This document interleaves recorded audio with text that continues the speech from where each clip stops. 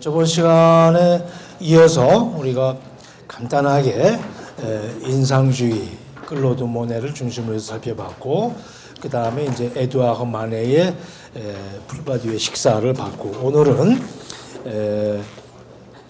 자크 루이 다비드가 그린 유명한 그림 그랑 생 베르나르 협곡을 넘는 보나파르트라고 하는 그림을 살펴보려고 해요. 자, 우선 여러분이 선입견을 갖지 말고 또 그림을 처음 보더라도 괜찮으니까 그냥 그림을 그냥 감상을 해봐요.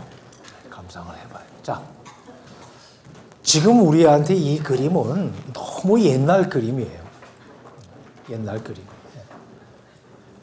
지금 스위스를 이렇게 말 타고 안 넘어요. 지금 뭐 터널이 뚫려가지고 몇 개씩 금방 가요. 자, 이제 옛날 그림인데, 자, 그랑 생 베르나르 협곡. 그런데 그랑 생 베르나르 지금도 있어요. 지금도 가면은 해발 2,500m에 언덕이에요. 우리 이제 대관령 할 때 령 고개 그런 거예요. 그 고개를 넘는 건데, 자, 이집트 원정을 가죠. 그때는 이제 나폴레옹이 황제가 되기 전이에요. 두 번에 걸쳐서 이집트를 정복하러 이제 이집트 원정을 떠나는데,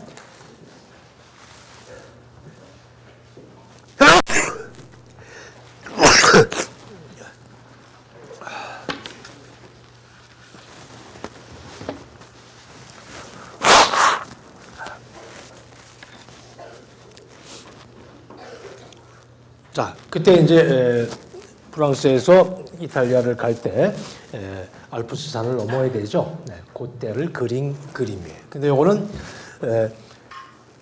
나중에 그린 그림이에요. 나중에 황제가 되고 나서 그림에 묘사된 사실 자체는 이제 보나파르트 일대죠. 나폴레옹 1세가 아니라 장군 일대고, 그다음에 이제 그림을 그린 것은 나중에 황제가 되고 나서 그린 것. 자, 이 자크 루이 다비드는 프랑스의 신고전주의를 일으킨 아주 유명한 그런 화가고, 그다음에 문화에 많은 그 제자들을 거느리고 있었어요. 그래서 그 제자들이 나폴레옹을 거쳐서 1830년까지 무려 한 20-30년 동안 이른바 네오클래식, 신고전주의라고 하는 그런 미술, 문화, 건축 운동을 이제 주도하게 돼요. 그 첫 번째 창시자라고 할 수 있는 사람이 이제 그 유명한 자크 루이 다비드. 자크 루이 다비드. 자, 이 그림은 여러분이 어디선가 많이 본 그림일 수 있어요. 특히 역사 교과서 같은 데 많이 쓰여요. 많이. 자, 그런데 이제 하나씩 이제 그림을 뜯어보죠. 자, 그림을 그냥 이제 뜯어봐요. 그냥 말을 타고 넘는구나. 이렇게 단순하게 보지 말고 좀 뜯어보자 이거예요. 자, 이게 4월 달에 이제 보나파르트가 알프스를 넘는데, 여러분도 알겠지만 아까 얘기했지만 해발 2,500m면 백두산보다 높은 거예요. 그러면은 이게 4월 달이라고 해도 추워요. 그래서 그때 봄에 평균 기온이 영하 한 7, 8도 돼요. 상당히 추운 날씨.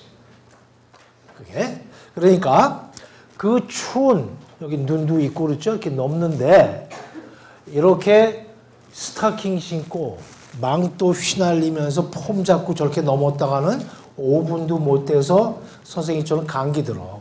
얼어 죽어. 그렇죠? 자, 그 다음에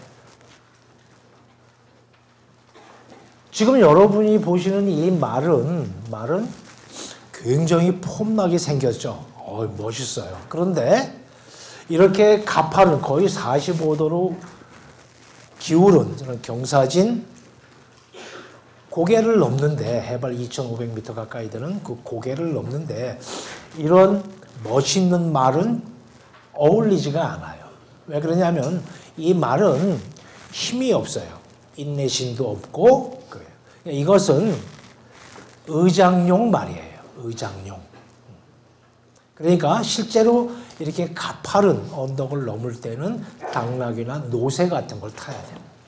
자, 그러니까 선생님이 지금 무슨 말을 하고 싶은 거냐? 여러분이 이 그림을 잘 보시면은 몇 가지 모순점이 발견이 돼요. 그렇게 추운데 이렇게 허술하게 옷을 입고 망토를 휘날리고 넘었을까? 두 번째, 이렇게 가파른 언덕을 넘는데 이렇게 멋만 바깥으로 봐서 멋있기는 하지만 인내심도 없고 힘도 잘 못 쓰는 이런 말을 타고 넘었을까? 그러니까 그런 식으로 여러분이 그림을 조금 자세히 관찰하면은 금방 모순이 발견이 돼요. 그러니까 이 그림은 뭐다? 실제로 화가가 현장을 그대로 보고 있는 그대로를 그린 그림이 절대 아니란 얘기죠. 그게 아니에요. 아까 얘기했지만 나중에 그린 그림이다. 그런데 그림이 멋있어요. 멋있어요. 또 하나 여러분이 이제 또 눈여겨봐야 될 게 뭐냐면 나폴레옹의 저 손이죠. 쫙 손을 가리키고 있어요. 쫙. 근데 이 한 손을 들어가지고 손가락을 이렇게 해가지고 멀리 가리키는 저런 포즈는 거의 많은 독재자들의 공통점이에요. 특히 히틀러는 손가락 하나 가지고 모자라가지고 5개 다 쓰죠. 이렇게. 여러분 잘 아는 만수대에 있는 김일성도 마찬가지 이렇게 하고. 우리나라 박정희 대통령도 이렇게 하고. 이게 공통점이에요. 그러니까 선생님 이게 여기서 온 거일 수 있겠군요. 독재자들이 한 손을 들어서 멀리 가리키고 있는 저 포즈가 여기서 온 거일 수 있군요. 자, 이제 여러분이 몇 가지 모순점을 그냥 순수하게 그림을 봄으로써 깨달을 수가 있어요. 자, 그럼 이걸 장르상으로 뭐라 그러냐? 역사환대. 자, 근데 이게 말을 타니까 이게 기마화죠. 기마상. 말을 탄다. 기마상. 그러니까 여러분이 이제 미국이나 뭐 동남아시아 또는 유럽에 가면은 중요한 광장마다 저렇게 어떤 전쟁 영웅이나 또 그 누군지 잘 모르겠지만 여튼 말을 타고 폼을 잡고 있는 그런 기마 동상이 굉장히 많다고 하는 것을 알 수가 있어. 광장마다 중요한 광장마다 이게 말을 타고 있는 기마상들이 있어요. 그런데 이상하게 한국에는 없죠. 광화문에 뭐가 있어요? 긴 칼 옆에 차고 계신 충무공 계시고 그 뒤에 이제 인자한 미소로 앉아 계신 엄청난 크기의 세종대왕 계시고 이렇게 돼 있죠. 기마상이 없어요. 그런데 어렸을 때 선생님 국민학교 그때 이제 국민학교라고 했지 초등학교 중학교 1학년 2학년 때는 그 광화문 내거리에 기마상이 있었어. 그거 다 어디 갔는지 모르겠어. 자, 여하튼 자, 그걸 퍼블릭 아트라고 그러는데 도시 내에 도시의 미관을 위해서 그 나라의 영웅호걸들의 동상을 세워요. 그때 상당수가 이제 유럽이나 이런 나라들은 기마상을 세운다. 그런데 한국에는 기마상이 없다.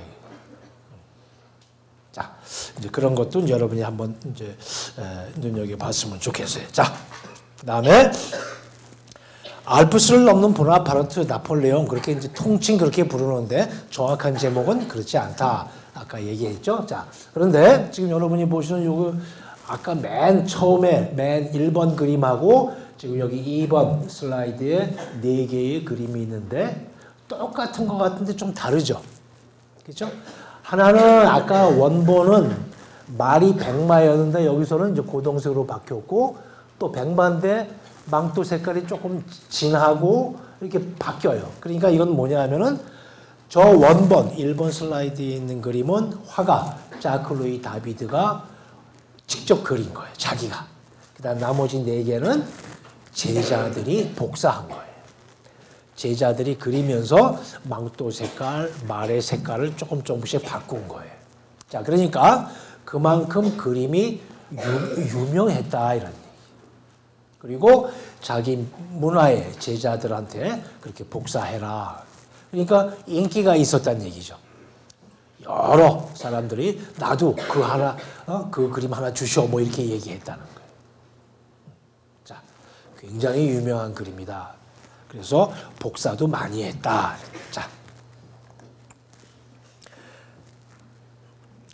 자, 맨 마지막에 이제 자기 5번째 그림은 자기가 첫 번째 그림 그리고 나서 5번째 그림을 자기도 또 한번 복사를 해요. 화가 자신이. 자, 그래서 그림이 현재 나폴레옹이 무덤에 있는 앵발리드에 들어올 때 빵빠레를 울리고 거창한 의식을 거행했다. 그러니까 이 그림인데, 자, 이걸 이제 그림을 크게 들고 막 나팔을 불고 그림인데 나폴레옹이 아니라 그림인데 그렇게 이제 앵발리드 들어올 때 행진을 하면서 아주 거창하게 의식을 진행을 하고 이제 그림을 이제 들여온 거예요. 자, 이제 그림을 조금 더 자세히 보자. 그렇게 자세히 보면은 자, 저 손 아까 얘기했죠, 손. 자, 그림의 모든 요소들, 인물의 포즈나 혹은 인물을 꾸미고 있는 소품들, 모자, 망토 이런 게 하나하나 다 의미를 지니고 있어요. 의미를. 자, 그래서 그림을 좀 더 자세히 볼 필요가 있다. 그렇게 그림을 마치 돋보기로 확대해서 자세히 분석하는 그런 것을 도상학 그래요. 도상학, 이코놀로지, 도상학 그렇게 부른다. 굉장히 중요한 미술사의 한 영역이죠. 자, 도상학적으로 보면은 이렇게 손을 들어가지고 이렇게 가리키고 있다.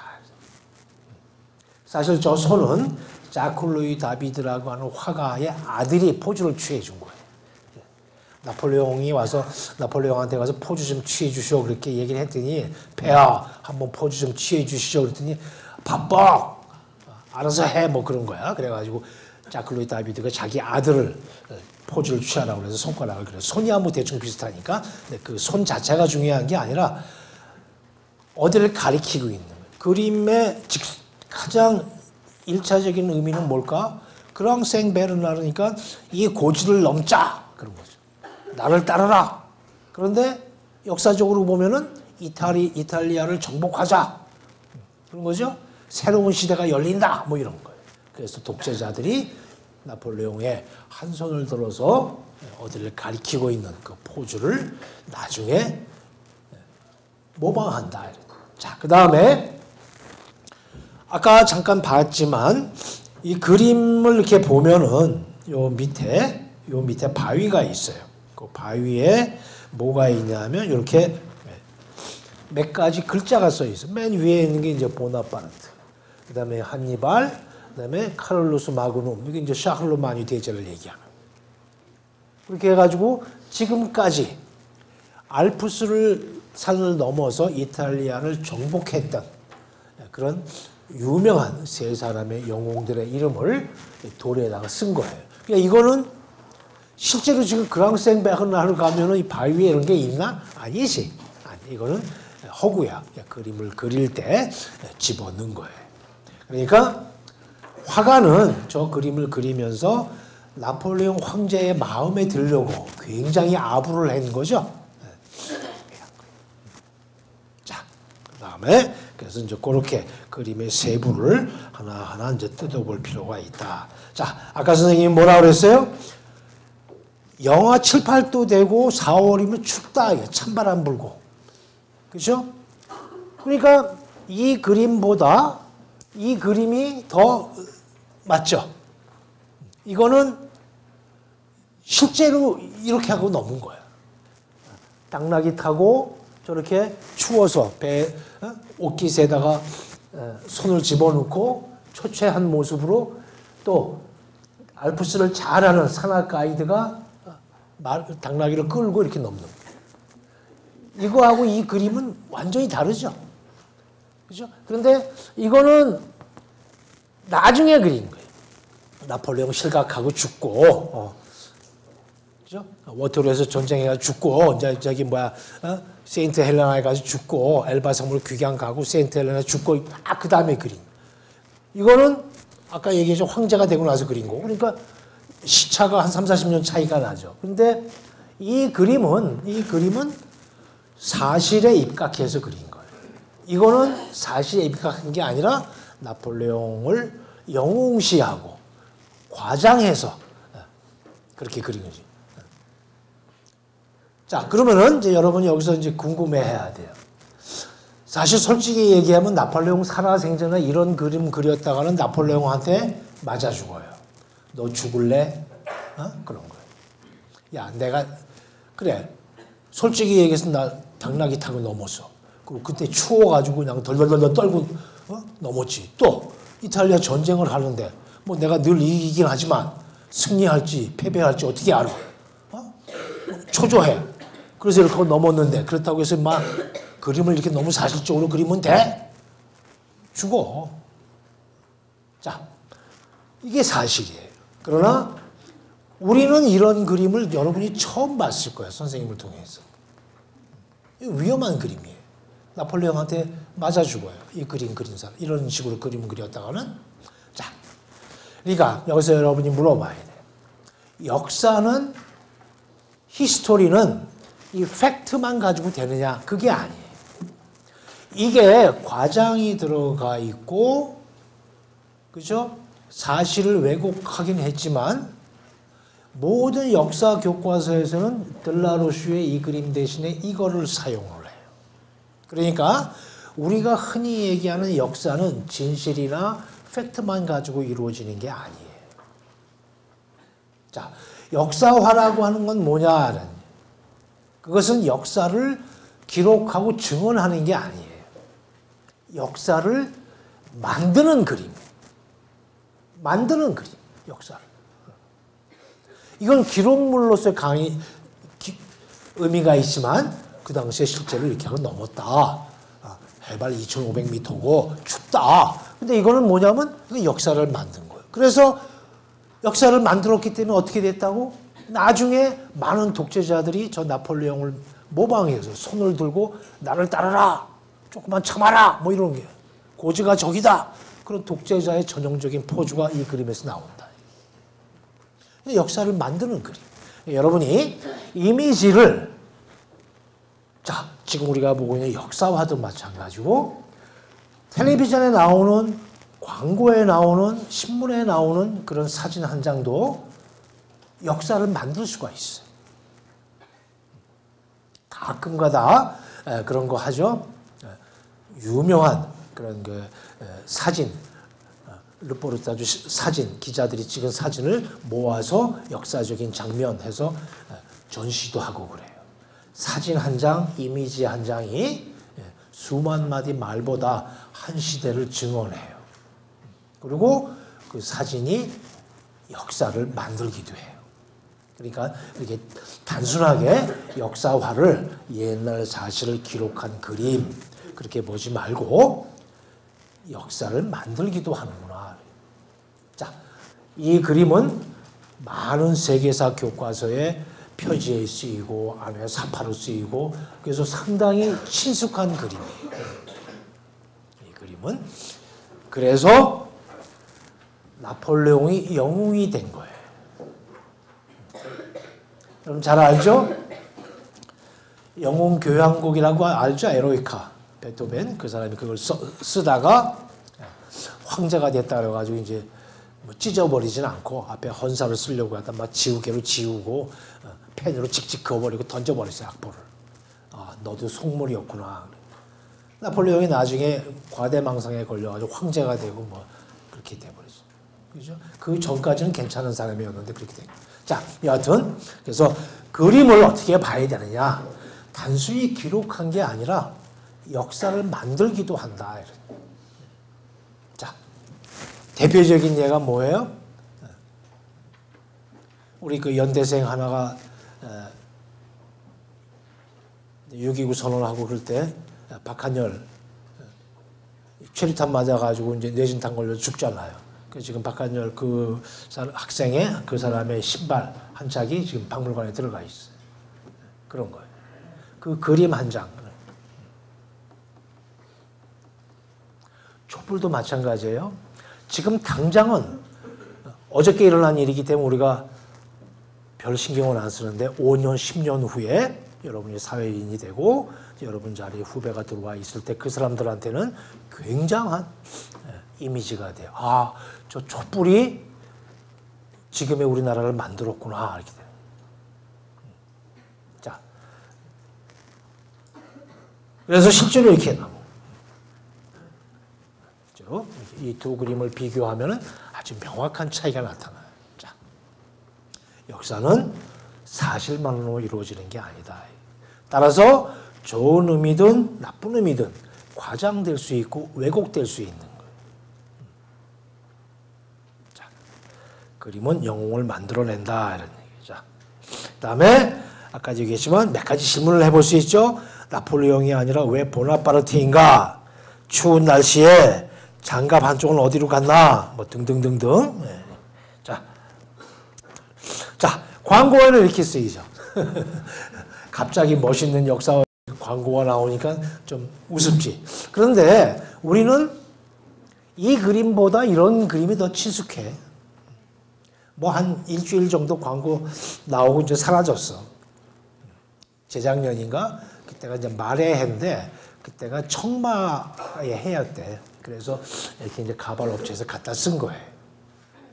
여러분 눈여겨 보지도 않아. 이런 그림. 자, 이렇게 광고에 쓰인 거예요. 근데 이 광고가 우리한테 뭘 일러줘요? 정말 원화의 망토가 이렇게 파란색이었나? 아니지. 빨간색이었지. 붉은색이었지. 망토가 바뀌었구나. 그걸 일러줘요. 그림이. 자, 그 다음에 어찌하여 나는 솔로. 아, 참. 연애를 안 하면 솔로가 되지. 자, 그 다음에 이거죠. 어린아이 책, 아동 교양책을 만드는데 시리즈가 Y 시리즈래. 근데 똑같은 그림인데 말 색깔이 다른 걸 갖다 쓴 거지. 그래 놓고는 말 엉덩이에 우리 예쁜 딸내미를 하나 앉혀놓고 뭐라고? 우리 아이는 뭐라고? 나폴레옹과 세계 정복 중. 그런. 자, 그러니까 뭐 아주 위트가 있고 귀가 막혀요. 근데 책을 많이 팔렸는지 모르겠어. 여하튼 뭐냐면 나폴레옹이라는 이름은 광고에서처럼 늘 세계 정복, 세계 정복이라는 말과 거의 동의어로 쓰이는 거예요. 같이 들어. 나폴레옹 그러면 세계 정복 그렇게 돼요. 아, 일반인들한테는 그렇구나. 나폴레옹 알프스를 넘는 또 세계 정복한 그런 거죠. 그렇게 나폴레옹이라는 이름과 함께 늘 붙어 다니는 몇 개의 단어들, 몇 개의 고정된 이미지가 있어요. 그 이미지가 역사야. 팩트만 가지고 이루어진 게 아니에요.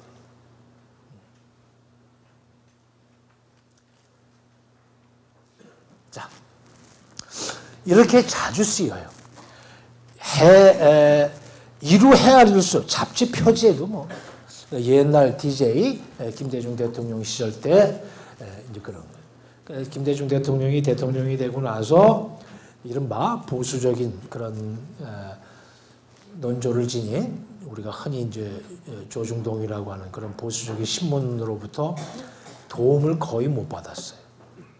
그래서 이제 언론과 사생결단, 이걸 이제, 사르코지 대통령을 이제 이코노미스트에서 다룬 거죠. 네, 이렇게 해가지고 통수권자라든가 권력의 1인자 이런 사람들을 기사화하고 묘사하고 패러디하고 그럴 때 아까 봤던 나폴레옹의 알프스 나폴레옹이라는 그림이 자주 사용된다. 자, 다음에 자, 선생님이 뭐라고 그랬어요? 지금 우리가 보고 있는 것은 역사화, 그 다음에 기마상, 말을 타고 있으니까 기마상. 그런데 자클 루이 다비드는 자클로이 다비드가 그린 나폴레옹에서 손은 계속 이제 그 다음 독재자들을 묘사할 때 모방되고 전승된다. 그런데 나폴레옹 이전에도 옛날에는 전쟁을 할 때 마차 아니면 말을 탔을 거 아니에요. 그러니까 기마상은 굉장히 많은 거예요. 그러니까 자클로이 다비드도 뭐다? 옛날 기마상들을 참고해서 그 그림을 그린 거지. 그러니까 기마상의 역사가 있어요. 자, 이제 선생님이 아까 얘기했죠. 도상학을 하는데 기마상의 역사, 그래서 옛날 그리스 로마 시대 때부터 21세기까지 20세기 말에 백남준의 기마민족까지 비디오 아티까지 다 해가지고 기마상만 다루어 볼 수가 있겠지. 책들도 있어요. 마치 누드화를 하나의 장르로 다루듯이 기마상만 다룰 수가 있는 거예요. 그래서 기마상의 수사학이 있어. 자, 그 중에 하나가 중요한 기마상이 이거예요. 이거는 루블 박물관이에요. 지금 여러분이 이제 나중에 방학 동안에 이제 배낭여행 같은데 여러분을 통해서 파리에 가시면은 여기를 꼭 한 번씩 가게 되죠. 루블 박물관. 자,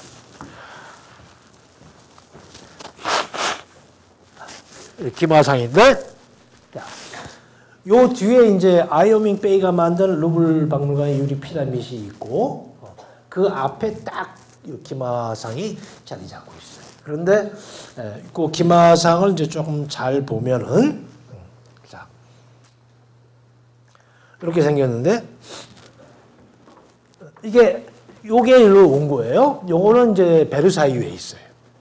똑같아요. 요거를 이제 브론즈 청동으로 이제 주조해가지고 갖다 놓고 원본인 석고상은 베르사유에 있어요. 그런데 그 이제 왜 그렇게 베르사유에 있고 또 브론즈로 또 이렇게 캐스팅 주조해가지고 루블 박물관 앞에 갖다 놨는지 그거는 좀 이따 선생님이 다시 한번 얘기를 해줄 거예요. 자, 그런데 아까 우리 나폴레옹의 보나파르트 알프스를 넘는 걸 볼 때 말이 앞발 2개를 들고 있었죠.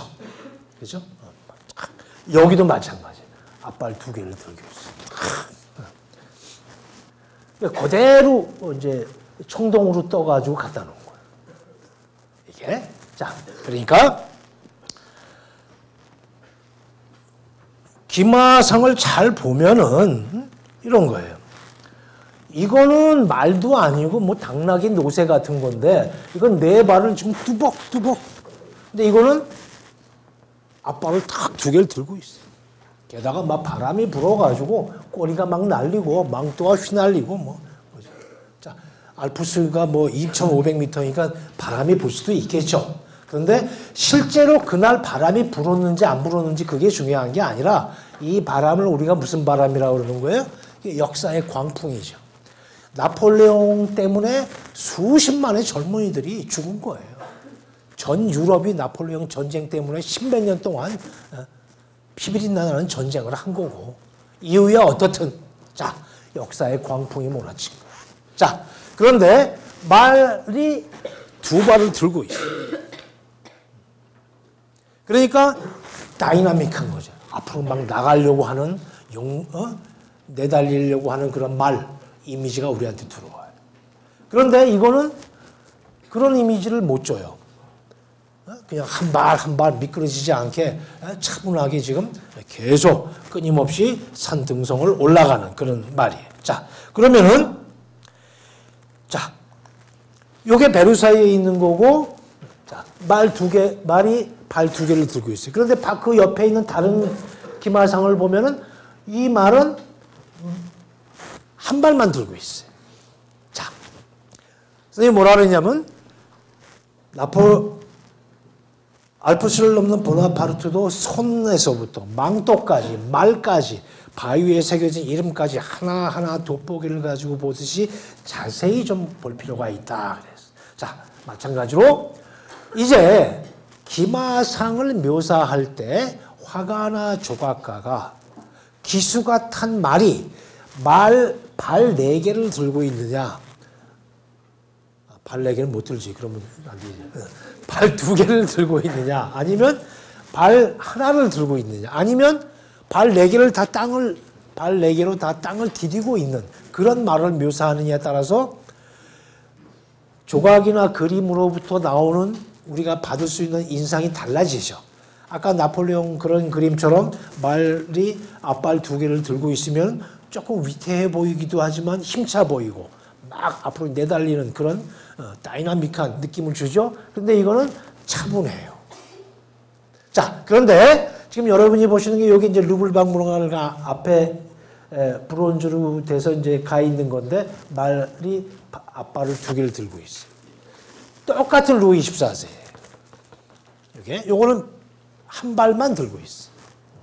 자, 그러니까 말이 2발 다 들고 있느냐, 한 발만 들고 있느냐에 따라서 느낌이 다른 거죠.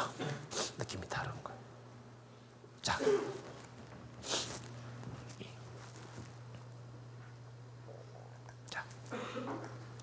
그런데, 자. 아까 선생님이 뭐라 그랬냐면 이게 베르사유에 있다 그랬어요. 그죠? 그런데 베르사유에 있는 것을 요거는 21세기 들어와서 만든 거예요. 프랑스와 미테랑 대통령이 첫 번째 대통령 임기를 시작하던 1981년도 그 당시 미테랑 대통령 당시에는 대통령 임기가 7년이었어요. 그런데 재선이 돼요. 재선에 또 한 번 당선이 돼서 14년 동안 프랑스를 통치해요. 우리가 뭐 5년, 4년씩 하면 뭐 거의 뭐 4번 정도 당선이 된 거죠. 자, 여하튼 그래서 미테랑 대통령이 당선이 되자 첫 번째 임기 7년을 시작할 때 루브르 박물관을 리모델링을 해요. 리모델링을 그때 리모델링을 하면서 베르사유 궁에 있는 요 대리석 조각을 이제 갖고 와요. 그래서 이렇게 청동으로 갖다 놓은 거죠. 자, 그러면은 여러분이 이제 선생님 그러면은 프랑스 대혁명이 일어나가지고 1789년에 그래서 뭐 20-30년 동안 왕의 동상 다 때려 부시고 성당 다 부시고 약탈해가고 몇만 명을 단두대로 죽였는데 어떻게 이거는 살아남았습니까? 그렇죠? 자, 첫 번째, 이게 베르사유 궁에 있었기 때문에. 두 번째, 혁명이 일어나가지고 야, 저거 루이 14세 아니야? 루이 14세 김한상이잖아. 저거 끌어내려. 다 부셔버려! 그랬어야 되는데 딱 가가지고 망치 들고 가서 보니까 이게 루이 14세 같지가 않아. 게다가 밑에 써져 있는 걸 보니까 루이 14세가 아니야. 그래서 살아남은 거야. 자, 이제 무슨 얘기를 여러분이 조금 이제 역사를 좀 거슬러 올라갈 필요가 있어요. 자, 이 작품의 요 작품을 루이 14세 베르사유 궁을 짓고 절대 왕정을 확립시킨 왕이에요. 프랑스 고전주의를 확립시킨 왕이에요. 우리가 잘 아는 라퐁테는 우화집이 나오고 그 다음에 몰리에르라고 하시느 이런 극작가들이 나오고 파스칼 데카르트가 살았던 그 시대가 17세기 전반기 이제 후반기 거기인데 17세기 전체인데 그 시대가 루이 14세예요. 태양왕 시대. 자, 그 왕이 그 왕을 조각한 거예요. 그런데 프랑스 혁명 때 살아남았어요. 왜 그러냐면 루이 14세인지 몰랐던 거예요. 혁명을 일으킨 민중들이 왜 몰랐느냐? 루이 14세 조각을 만들어 가지고 지안 로렌조 베르닌이라고 하는 사람이 파리에 와서 이 조각을 만들어서 폐하 다 됐습니다. 와서 보시죠. 하고 동상 제막식을 했는데 루이 14세가 나 별로 마음에 안 드네. 그런 거야. 그리고 한 발자국 딱 내딛고 신하들한테 뭐라 그런 거야? 지안 로렌조 베르니 저 개새끼 그런 거야. 나 이런 거 안 좋아해. 부셔버려라. 그런 거야. 그런데 여러분 지안 로렌조 베르니니가 누구예요? 자 이제 여러분이 조금 귀찮아. 좀 공부를 해야 돼. 자 지안 로렌조 베르니니는 로마 교황청 전속 조각가였어. 건축가이기도 하고. 자 여러분 바티칸 알죠? 바티칸시고 로마에 있죠? 거기 가면은 산피에트로 성 베드로 대성당을 가야 돼요. 그때 그 성당 전체 광장을 디자인해가지고 열주회랑을 만들고 성당 안에 본 제단을 설계하고 한 사람이 이 사람이에요. 그 다음에 여러분 그 유명한 스페인 계단 앞에 분수 등등등등 나보나 분수 등 이른바 바로크의 로마를 만든 사람이 이 사람이야. 게다가 교황청에서 일을 해서 그러니까 이 조각가 건축가의 명성이라고 하는 것은 전 유럽에 뭐 말할 수 없지. 그래서 루이 14세가 자기 기마상을 하나 만들어 달라고 그렇게 애걸복걸 하고 지안 로렌조 베르니니한테 여러분 하는 식으로 문자 보내고 메일 보내고 했는데 거들떠도 안 본 거예요. 나중에 교황한테 편지를 보내가지고 교황이 베르니니 안 되겠다. 가서 하나 만들어주고 오거라. 그래서 온 거야. 왔는데 이런 조각을 만든 거예요. 그러니까 왕이 보고 그렇게 애걸복걸해서 와서 만들어 달라고 했더니 저 따위를 만들어? 부셔버려! 그런 거야. 그런데 그 밑에 있는 프랑스 조각가 아카데미 회원들이 뭐라 그런 거예요? 도저히 말도 안 되잖아. 이런 대가의 작품을 어떻게 부셔. 아무리 왕이라고 해도. 왕의 명령이라고 해도. 그래서 스위스 용병호수라고 베르사유 공항에 들어가면은 큰 호수가 있어요. 그 호수가 잘 안 보이는 끝에다가 조각을 갖다 놓고 살짝 루이 14세가 아닌 다른 사람 그리스 로마 신화에 나오는 그런 인물로 모자도 씌우고 변장을 시킨 거야. 그러니까 루이 14세는 부셔버려라 했으니까 이제 부셔버린 줄 알았고 밑에 있는 유명한 왕실 조각가 예술가들은 이런 엄청난 대가의 작품을 부실 수가 없어서 모자도 씌우고 조금 변형을 해가지고 몰래 호숫가에다 숨겨놓은 거야.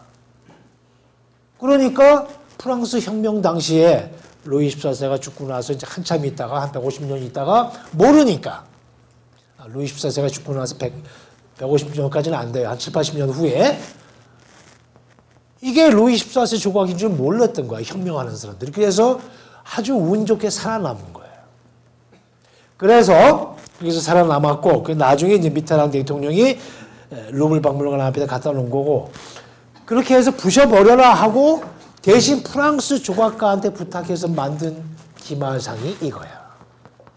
그러니까 아까 선생님이 얘기했지만 앞발 2개를 들고 있는 거하고 말이 이렇게 말이 발 하나만 들고 있는 거하고 굉장한 차이가 나는 거지. 자, 여러분 느낌도 그렇잖아. 이거는 금방 쓰러질 것 같기도 하고 좋게 보면은 막 달려나가는 아주 힘 있어 보이기도 하죠. 근데 이거는 아주 논리적이고 차분하죠. 또 어떻게 보면 나쁘게 보면 힘이 좀 없지. 그런데 루이 14세는 이걸 좋아한 거예요. 그러니까 루이 14세 시대를 우리가 그래서 클래식 고전주의라고 불러요. 그래서 프랑스에서는 루이 14세 시대를 문예사조나 이런 면에서는 17세기를 대개 유럽에서는 바로크 그렇게 부르는데 프랑스 사람들은 루이 14세 시대 17세기를 바로크라고 부르기도 하지만 고전주의라고 불러요. 자, 이게 그거예요. 이게 바로크야. 바로크는. 자, 그러니까 바로크의 특징은 뭐다? 다이나믹하다. 좌우 비례가 조금 안 맞아도 좋아요. 좌우 비례가 정확하게 맞으면 다이나믹할 수가 없어요. 안정적이고 차분하고 그렇죠? 근데 이거는 그렇지 않은 거예요. 자, 그렇게 해서 루이 14세 기마상이 살아남은 거예요. 자, 자, 그 다음에 이제 김하상 루이 14세를 봤어요. 루이 14세 김하상은 엄청난 왕이었기 때문에 자, 지금의 프랑스를 가능하게 한 사람이 루이 14세예요. 자, 나중에 바로크 얘기할 때 좀 하고 자, 프랑스에서 루이 14세만큼 또 유명한 사람이 얘죠. 잔다르크. 이건 뭐 영화도 되고 만화도 나와 있고 전기도 있고 여러분도 아마 어린 시절 때 초등학교 때 아마 위인전 같은 거 읽으면 꼭 나왔을 거예요. 자, 잔다르크 동상은 굉장히 많아요. 이거는 황금상인데 이건 칠만한 거야. 자, 각 동네마다 하나씩 있어. 자, 이 조각은 뭐냐 하면 이 조각은 이건 잘못 들어간 거예요. 캡션이.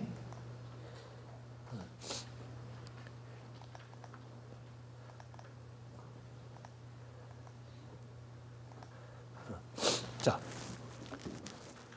전부 다 어느 조각이든 이 잔다르크 조각 김하상 앞에는 항상 프랑스 극우파들이 모여요. 꽃 갖다 놓고 절하고 그러는. 여러분 착각하면 안 되는 게 사실 19세기 중역까지만 해도 프랑스 일반 민중들은 잔다르크 잘 몰랐어요. 그러니까 이런 거예요.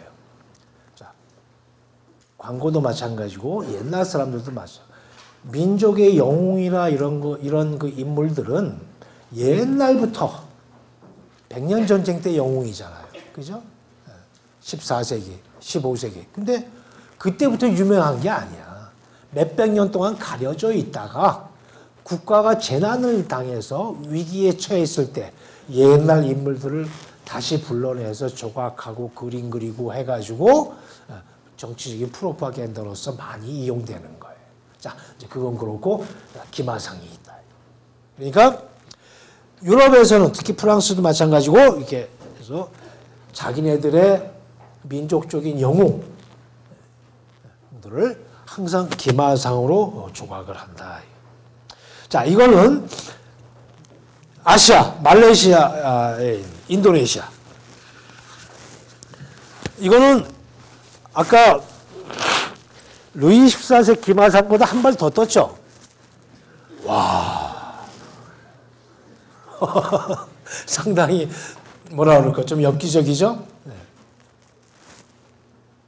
네, 그래요. 자, 이게 이제 말레이시아에 있는 조각이고, 그 다음에 우리가 아주 친숙한 조각이 하나 있죠?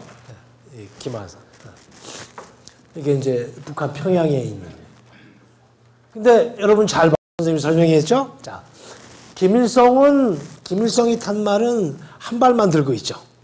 그런데 아들 김정일이 탄 발은 어때요? 두 발을 들고 있죠. 그러면 이 논리를 따지면은 그 다음에 지금 그 뚱땡이 그놈 그 김정은이는 발이 세 개 들어야 되니까 곧 넘어지겠지. 네? 자, 여하튼 자, 선생님이 얘기했어요. 김하상이든 그림이든 그게 단순하게 보지 말아라. 여러분 이 사진 한 장도 잘 봐야 돼. 지금 뭐 하고 있어요? 절하고 있지? 절하고 있어. 한국 같으면 가능해? 가능 안 해. 가능 안 해. 이게 이상한 거예요. 자, 그런데 여러분이 이제 잘 봐야 돼.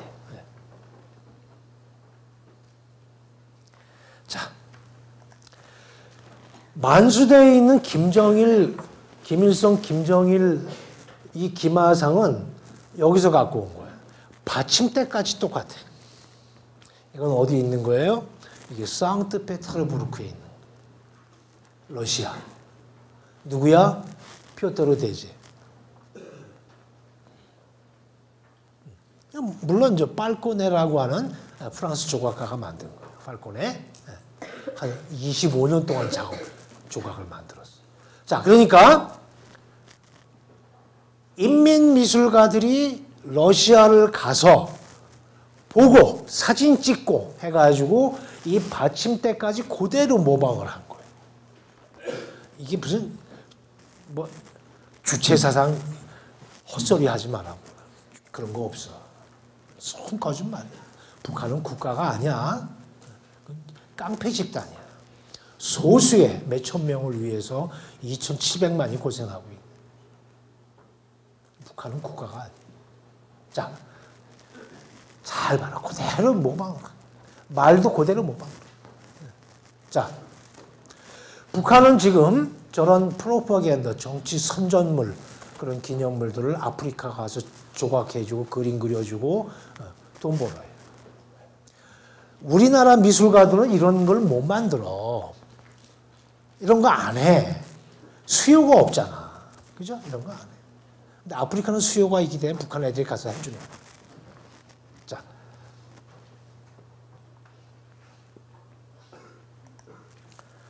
자. 세 가지 기마상을 같이 봐야 돼요. 이렇게. 두 발을 들고 있어요. 자. 요 밑에 지금 밑에서 찍어서 그러는데 위에서 찍은 걸 보면 요 말 밑에 아주 거대한 뱀이 한 마리 지나가요. 뱀이 이제 뱀은 악을 상징하는 거죠, 그죠? 이 표토르 대제는 키가 2m 9cm 엄청난 거인이었어요. 자, 그 사람이 죽었을 때 이제 죽고 나서 이제 만든 건데 누가 만든 거야? 예카테리나 여제라고 있죠. 엄청난 그 여자 황제가 있어요. 시집을 잘못 가가지고 그 바보 같은 왕이 있어서 그 왕을 귀양 보내가지고 죽여버리고 왕비가 지가 왕이 돼. 다 알잖아. 몰라? 예카테리나. 그 사람이 러시아 조상이라고 해서 뾰토르 1세만. 이거는 팔코네라고 하는 프랑스 조각가가 만든. 그러니까 그 당시에 유럽 궁전, 러시아 궁전에서는, 독일 궁전에서는 프랑스 화가, 조각가, 정원사, 건축가들을 모셔다가 궁도 짓고 정원도 가꾸고 기마상도 만드는 게 뭐였다? 일대 유행이었어요. 자, 그래서 프랑스 조각가가 가서 오랜 시간 동안 이렇게 조각을 해준 거예요. 그 조각을 자크 루이 다비드가 보고 베낀 거야. 이거를 또 베끼고, 여기 가서 베끼고, 여기 가서 베끼고. 자, 창작이라고 하는 게 순수한 오리지널이 있어, 없어? 없어. 자크 루이 다비드도 북조선의, 북한의 인민미술가도 그림 갖다 놓고, 사진 갖다 놓고, 가서 직접 보고, 그림을 모방하는 거예요. 그 모방의 역사가 뭐라고? 그게 이코놀로지, 미술사야. 자, 그러면은, 자, 아까 루이 14세 봤죠? 로렌조 베르니니의 그것도 봐. 그럼 베르니니는 또 누구 걸 베낀 거야? 한참 올라가겠지. 자, 그렇게 돼. 그게 미술사예요. 그러면은 선생님, 그러면 이제 거기까지는 미술사라고 하자 이거예요. 그런데 지금은 기마상을 안 만들잖아요. 기마상을 만들긴 만들지. 어? 어떻게 만들어? 어디 갔어 이놈? 이렇게 만들지. 근데 이거 광장에 갖다 놓을 수 있겠어? 백남주 씨의 이 작품을? 어? 안 돼. 이런 솔직히 얘기해봐. 이 기마상 갖다 놓으면 이게 멋있어? 아니지. 현대 미술이니까. 이거 갖다 놓으면 아마 어버이 연합 사람들은 저게 뭐냐 부셔라 그럴 거야.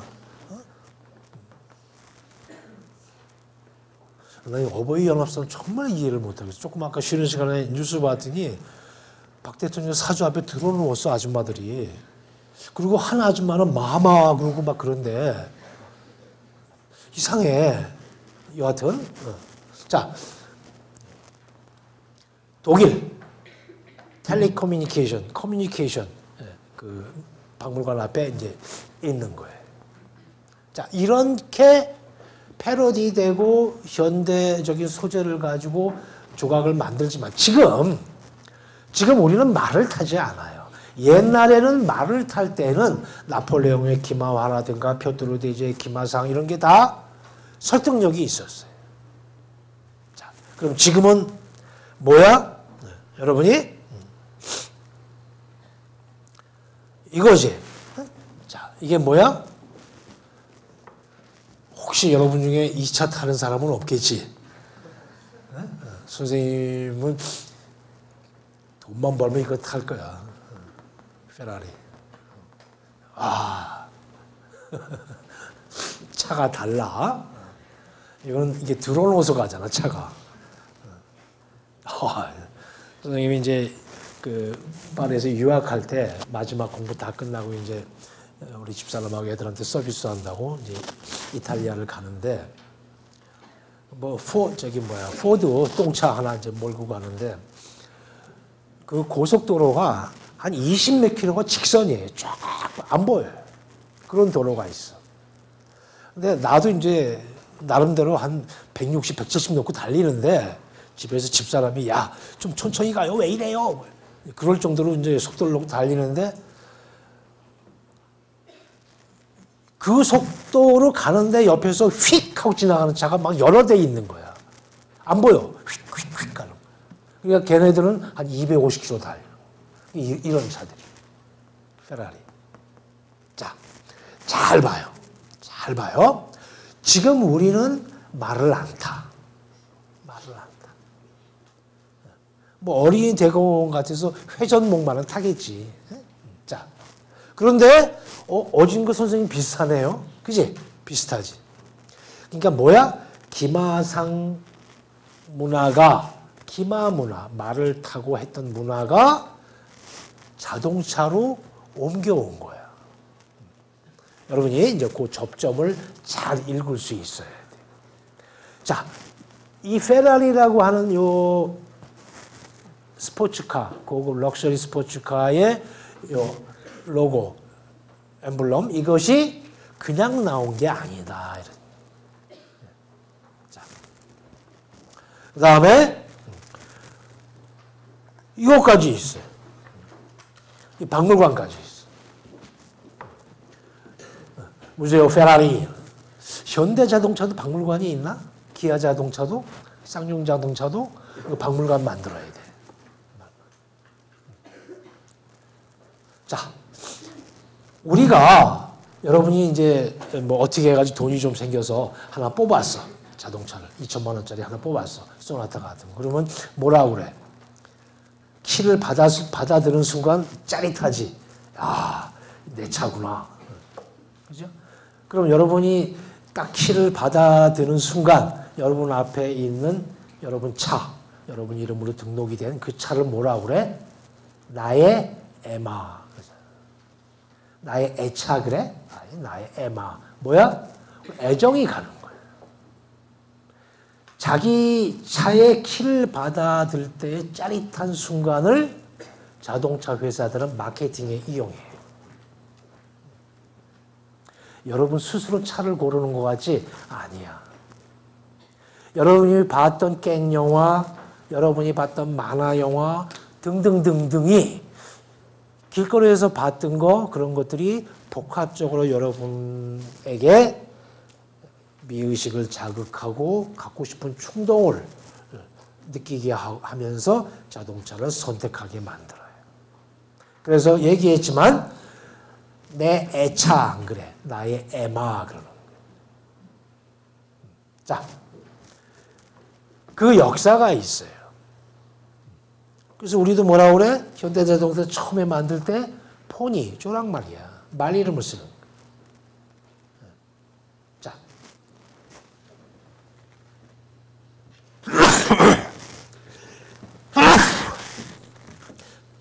여러분이 이렇게 선생님이 기침하고 그러면 선생님 이제 오늘 강의 좀 그만하시죠. 그런 얘기 좀 하고 그래야 되는 거 아니야?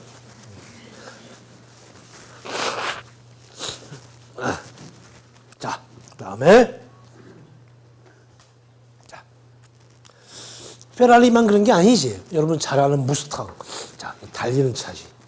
포드, 무스탕. 하게 여러분은 뭐 이렇게 말 이미지보다는 트랜스포머 이미지하고 자동차가 더 많이 연결되지. 그럼 뭐 개떡 같은 영화 때문에 그런 거지. 그것도 1편만 재밌고 나머지는 별로 재미없더만. 자, 여하튼 자, 이것도 이제 말하고 관계되는. 자, 그런데 자동차이니까 어떻게 돼요? 앞발 두 개를 들고 있고 이거는 막 달리는 거죠. 서부 영화에서 많이 보던 그런 거예요. 자, 달리는 이미지. 그런데 여러분이 이제 알아둬야 될 게 있어요. 우리가 전에 잠깐 얘기한 것 같은데 흔히 아는 자동차 캐로시라고 해서 자동차의 형태를 지칭하는 말이 상당 부분이 적지 않은 수의 그 자동차 폼, 그게 옛날 마차나 말에서 온 거예요. 까브리올레라고 하는 것은 이런 지붕을 열었다, 덮었다, 열었다 하는 의미입니다. 이게. 자, 그 다음에 여러분 먼저 나온 김에 조금 더 보죠. 자, 베를린. 이거는 정말 사륜 마차 같은 거. 베를린, 에쿠스 이런 거, 큰 차. 뭐 1억짜리 이렇게 넘는 거. 그 다음에 이제 코치 이런 걸. 역마차죠. 이렇게. 자. 그 다음에 여러분 잘 아는 이제 쿠페라고 하는 차 있죠. 쿠페. 그것도 마차. 그건 문이 두 짝밖에 없는 거예요. 자른 거예요. 그러니까 베를린은 반쪽 낸 거예요. 쿠페라고 하는 말은 불란서 말이에요. 자르다 이런 뜻이에요. 쿠페. 컷 됐다. 자, 그래서 여러분이 이제 이런 거예요. 나중에 어떤 회사에 들어가서 일을 하든지 지금은 이제 자동차가 예가 됐지만 다른 분야도 마찬가지. 우리가 21세기에 누리는 여러 가지 소비 문화 이런 것 속에도 문화가 들어가 있어요. 문화가. 자, 선생님이 지금 자동차 예를 들었죠? 자, 그러면 이제 오토바이는 어떨까? 오토바이 중에 오토바이는 할리 데이비슨이죠. 그 할리 데이비슨은 일부러 말발굽 소리를 녹음을 해가지고 거기다 튜닝을 해요. 그래서 부릉부릉 할 때 그 소리 때문에 심장이 뛰게 만드는 거예요. 그 맛에 타는 거야.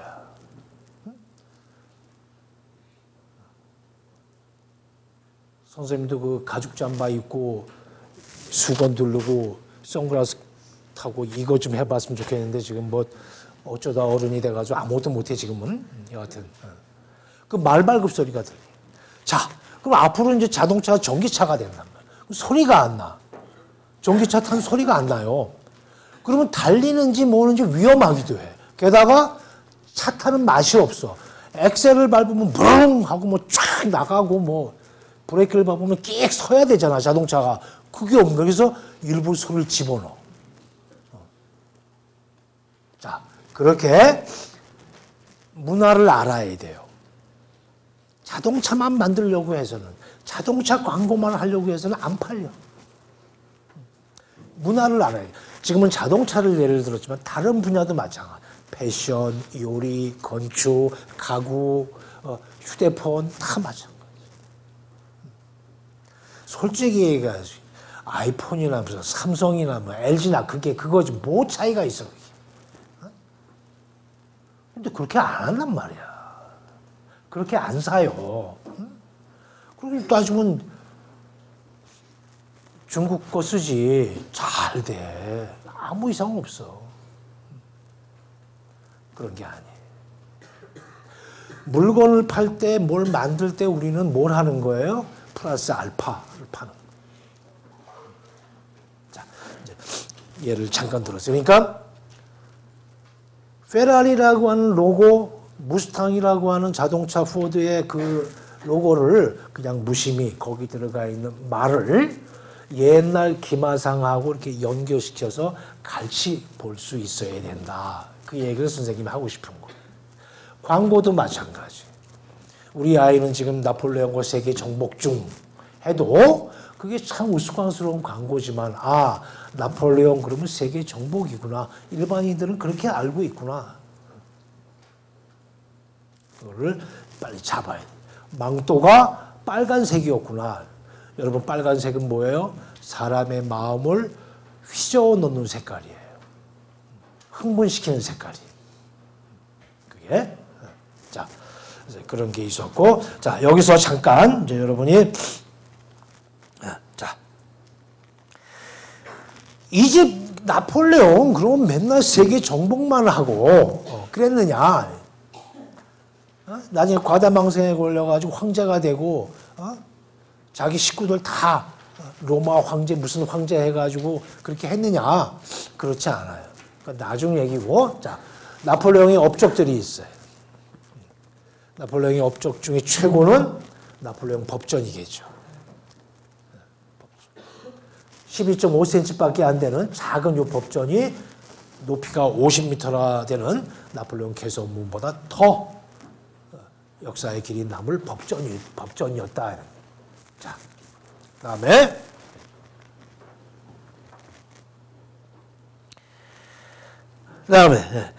나폴레옹 업적 중에 두 번째. 나폴레옹은 에집톨로지라고 하는 학문을 만들었어요. 그건 왜 그러냐면 나폴레옹이 이집트나 또는 이탈리아로 원정을 갈 때 그냥 군사들만 데리고 간 게 아니라 예술가들과 학자들을 같이 데리고 가요. 그래서 한편으로 군인들은 전쟁을 하고 한편으로 학자들과 예술가들은 그 나라, 점령한 나라의 풍토를 조사하고 지리를 연구하고 또 있는 예술품들을 다 가지고 와서 약탈하고 그래요. 자, 몇 시까지야 우리가? 45분이지.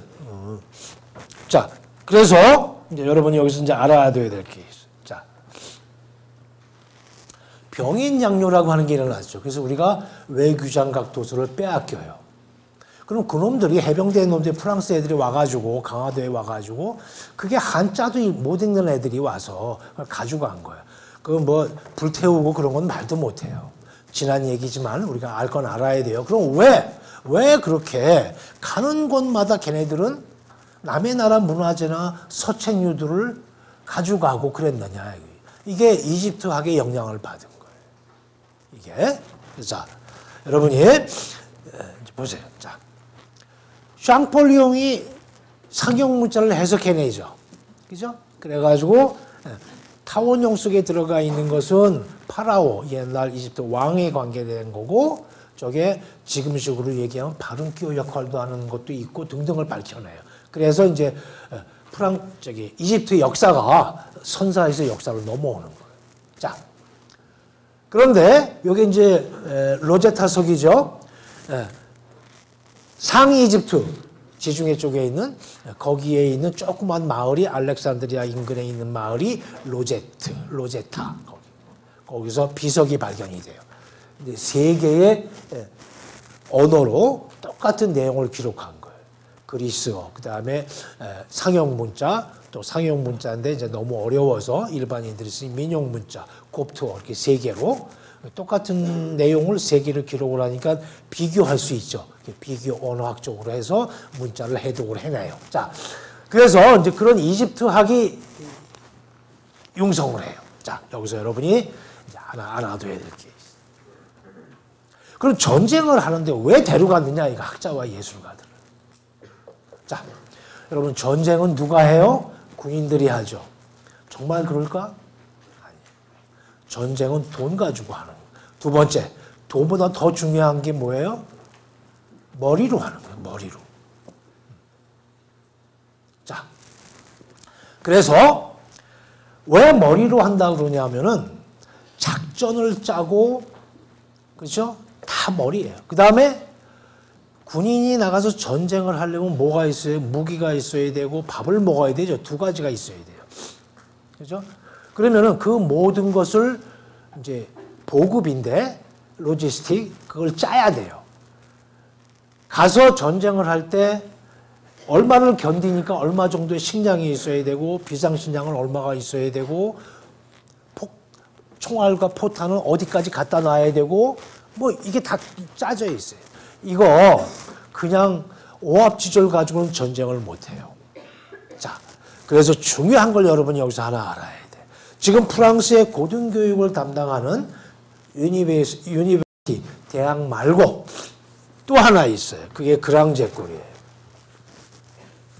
그게 그랑제꼴인데 그 그랑제꼬를 만든 사람이 누구냐 하면은 그 당시 이집트나 이탈리아로 나폴레옹과 함께 전쟁을 나갔던 학자들이야. 아, 학자들 눈에는 그런 거예요. 아, 전쟁은 사람 머리로 하는 거구나. 똑똑한 사관 생도들을 만들어야겠구나. 그래서 거기서 그랑제꼴이 생기는 거예요. 여러분 당연한 거 아니야? 육사, 해사, 공사에 머리 좋은 사람들이 가야 돼. 그래야 우리가 후방에서 발편히 살아. 책임감 있고 총명하고 이런 공무원들, 이런 군인들이 있어야만 뒤에 있는 사람들이 편안하게 사는 거예요. 지들 먼저 부정부패하고 자리 싸움이나 하고 앉아있으면 안 돼요. 자, 그 전통이 여기 생기는 거예요. 프랑스의 유명한 그랑제꼴들, 에콜 폴리테크닉, 그 학교는 지금도 국방부 소속이에요. 역사가 210년이 넘었어요. 다 그때 생긴 거예요. 나폴레옹 업적이 이집톨로지인데 이집트 학을 만든 건데 그 학자들이 나중에 엄청난 자료를 모아다가 화가들이 그림 그리고 해가지고 책을 내요. 거기서 이집트 학이 나오고. 자, 그것만이 아니라 당시 갔던 장교 학자들이 장교 양성을 하는, 관료 양성을 하는 교육기관이 필요하다는 걸 깨우친 거예요. 그게 나폴레옹이 남긴 중요한 업적 중에 하나예요. 그게, 자, 이거 외교장각 도서예요. 우린 뺏겼어. 그래서 되찾았다고 이렇게 막 난리 폈지? 되찾았어요. 자, 뺏기면 안 돼. 남의 걸 뺏어오는 것도 안 좋은 일이지만 뺏기면 안 돼. 절대 뺏기면 안 돼. 다시는 안 줘요. 자, 이게 이집톨로지. 자, 가가지고 그 이집트 사람들이 사용하는 도자기 종류를 깡그리 조사한 거. 이집트 사람들은 이런 거 안 해. 프랑스 애들이 한 거예요. 자, 민물고기, 가재까지 다 생활 풍속까지 다 정리한 거예요. 자, 한국을 점령하기 위해서, 이집트를 점령하기 위해서 그 나라에 대해서 연구하는 거예요. 그래서 외교장각도 가지고 간 거예요. 자, 그 다음에 유럽의 여러 나라에 가면은 이렇게 각 유명한 광장에 오벨리스크가 있어. 이거는 방추형 첨탑인데 미국이나 영국에서는 클레오파트라 니들이라고 그래요. 센트럴 파크에 돼 있고 영국 템즈 강변에 돼 있고 많아요. 자, 옛날에 이집트의 그 찬란했던 문화의 유적지들을 오벨리스크들을 이렇게 가져다 키운 거예요. 가져다가 세운 거예요. 자기 나라에. 자, 여러분 많이 보는 아이다 포스터죠?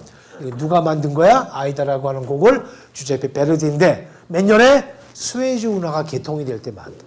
수에즈 운하는 이렇게 된 거죠. 자, 희망봉을 돌아가는 거리를 이렇게 3분의 1로 자른 거예요.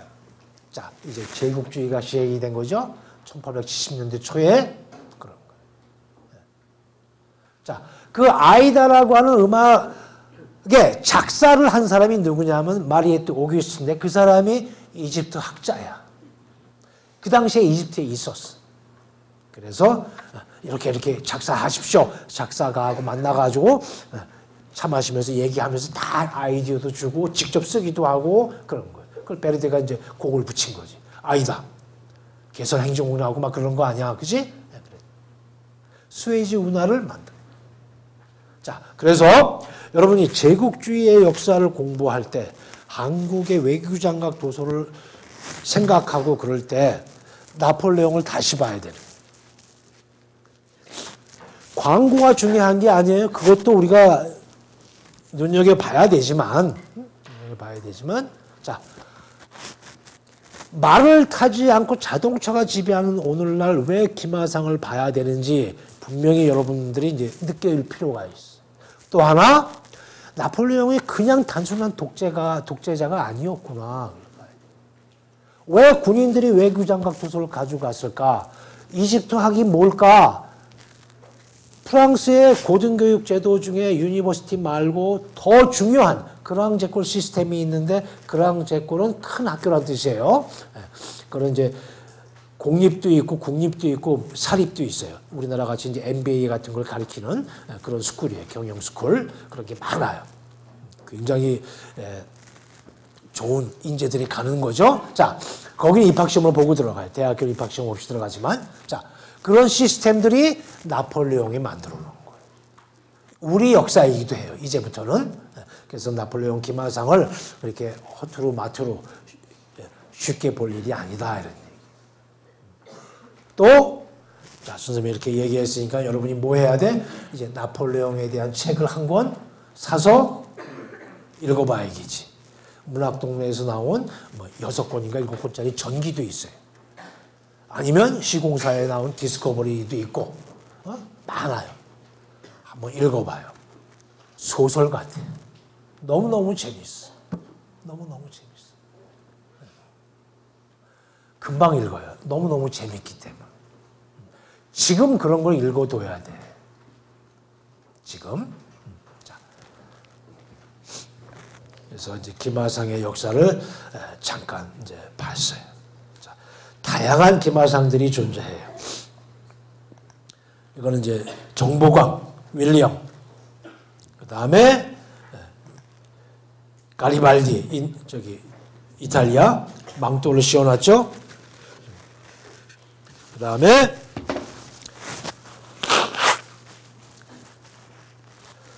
요거는 이제 산피에트로, 로마, 바티칸에 있는 자, 이건 미국에 있는 거. 자, 그래서 이제 요 2개만 보고 이제 강의를 끝내죠. 이건 누구야? 처칠. 이거 자동차 말 안 타던 시대, 자동차 타고 왔다 갔다 하던 시대에 2차 세계대전 때 영웅이니까 기마상을 탄다는 게 어색하지. 그래서 이렇게 걷게 만드는 거예요. 그 다음에 이거는 누구야? 드골 장군. 붙어 있어요, 두 사람이. 자, 이게 샹젤리제가 있는 우리 이제 광화문에 해당하는 거기지, 세종로. 자, 여러분이 이제 시내 나가서 우리나라 그런 거리를 볼 때 한번 생각해 볼 수가. 꼭 이순신 장군, 충무공이나 세종대왕 그런 그 위대하신 분들 그런 조각만 필요할까? 드골이나 처칠처럼 친숙하게 걸어가는 그런 조각도 광화문에 있으면 안 될까? 그죠? 자, 그래서 이제 퍼블릭 아트인데 공공미술을 가지고 도시 계획을 할 때 이런 사례가 굉장히 중요한 사례예요. 그리고 우리는 이제 말을 안 타는 시대에 살고 있어요. 그러니까 기마상 대신에 이렇게 걸어가는 상을 만든 거예요. 걸어가는 상. 자, 이런 것들은 이제 도시 계획하고 이런 사람들한테 굉장히 좋은 아이디어예요. 이런 게. 자, 오늘은 이제 여기까지 하고 다음은 이제 로댕의 생각하는 사람을 이제 볼 거예요. 다음 시간은.